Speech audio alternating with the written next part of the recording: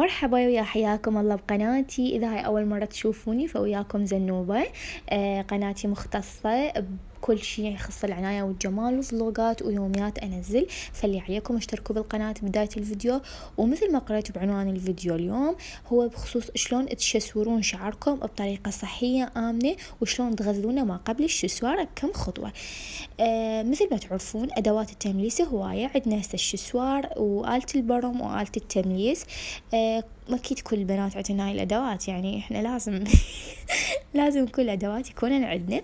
المهم بنات، هسه هذول ثلاثة خلينا نعرف بالبداية. بنات هذول كلهم حرارة للشعر، والحرارة خليني من هسه نقول الحرارة هي عدوة الشعر، عدوة الشعر الأول اللي هي الحرارة. بس إحنا شلون نشسور بس نحافظ عليه بطريقة صحية ويكون شسوار حلو ولمع، سواء كان بالشسوار أو أما بالكاوية، بس اثنيناتن ينطوكم نتيجة حلوة.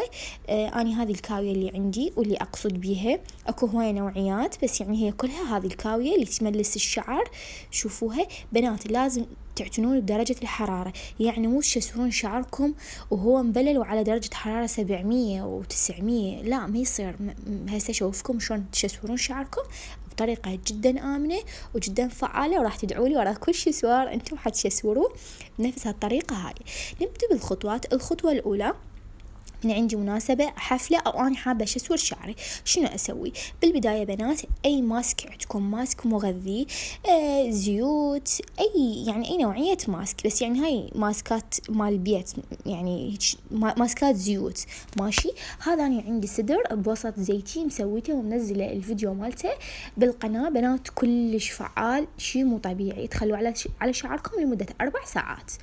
هسه بنات الخطوة الثانية اللي هي غسل الشعر الصحيح. شلون يعني شعر صحيح؟ بالبداية لازم تعرفون شعركم وتعرفون المنتجات اللي تناسب شعركم. أنا شعري مسرحته فجايبة نفس نوعية المسرح، الشامبو الكونديشنر مالته، هم كاتبين عليها خطوة أولى وخطوة ثانية، يعني كلش مهمات.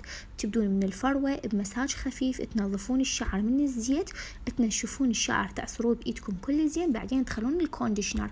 كلش ضروري بنات الكونديشنر يحافظ على حراشف الشعر بحيث من تجيها حرارة ما راح تتأذى.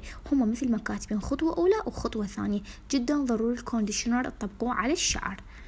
أما هسه بالنسبة للخطوة الثالثة، هذا بنات ماسك مغذي. أي حمام زيتي عندك ورا ما غسلتي المكيف وهمتين عصرتي شعرك كل زين، صار مجرد رطب، تطبقين الماسك. أي ماسك مغذي عندك، أي حمام زيتي بنات، راح ينطي الشعر حيوية، الشعر يصير كلش لماع بحيث تجين الشسورينه يعني شسوار خفيف ينطش نتيجة تجنن. هذه النوعية اللي عندي. أي نوعية أنتم استخدموها، هذه النوعية كل زين، إذا لقيتوها فاشتروها. أنا صراحة جاني هدية من مرات أخويا فثانك يو. المهم فكل زين وتطبقوه لمدة 10 دقائق أو ربع ساعة، راح يعطيكم نتيجة كلش حلوة.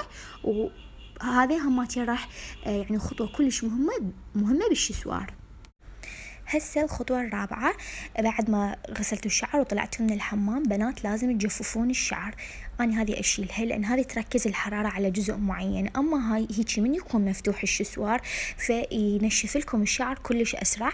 وأنا هذه دائما الخطوة معتمدتها، وهذه أصلا القطعة نظامتها ما أستخدمها. هذه بس بالشسوار الفرشة، يعني تردون الشسورون بفرشة تستخدموها. أما إذا تردون تنشفون شعركم فبس هي مثل ما وضح عندكم نشف لكم الشعر بصورة أسرع. ممنوع تستخدمين الكاوية آلة التمليس على شعر مبلل، مستحيل، غلط. هسه بنات آخر فقرة اللي هي خطوة التمليس، شلون تملسون شعركم وتنعمونه بطريقة آمنة. بنات بالبداية درجة الحرارة كل ما عيت كل ما تأذي الشعر، فانت شعرك مغذيته ومرطبته، يعني راد لشسوار خفيف مثل ما نقول. فلا تستخدمي لي حرارة 700 900، ما يصير. أعلى درجة حرارة هي 200 سيليزي، أعلى درجة. هاي لازم 200 وأنتم خالين واقي حرارة، ماشي. هذه جهاز شركة ألمانية، فشركة معتمدة، ماشي.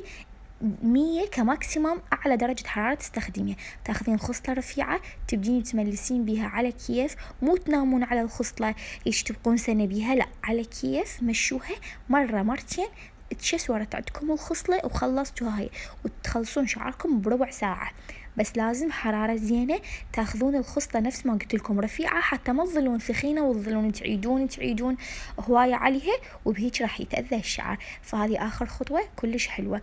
هسه إذا حابين طبعا تبرمون شعركم عادي، الخصل نفسها خصلة رفيعة هماتين، ثبتيها لحد ما تصير يعني لحد ما تعطيكم اللوية اللي انتم رايديها. بعدين وراها كلش ضروري تخلون السبراي، اي سبراي مثبت عندكم انتم، حتى ان الكسرة ما تروح، الفوليوم مالتها مال الخصلة ما يروح. فاي نوعية انتم، حاولت اطلع لكم الكتابة بس ما ادري شلون. المهم تثبيت كلش مهم. هيك تكون خلصتوا شسوار حلو صحي، الشعر بيه حيوية صحي، مو بس كاوي تنازل. لازم أنا أبخ، مو بس كاوي تنازل وهذا هو، لا بنات اعتنوا بشعركم، اعتنوا بالشسوار حتى تحصلون نتيجة كلش حلوة. بهيك نكون وصلنا لختام فيديو اليوم. أكيد لا تنسون اللايك والاشتراك بالقناة وتفعلون زر الجرس حتى أقول كل فيديو جديد أنا أنزله يجيكم شعار بأنه أنا نزلت. وكل الأشياء بصندوق الوصف. أشوفكم إن شاء الله بفيديو جديد.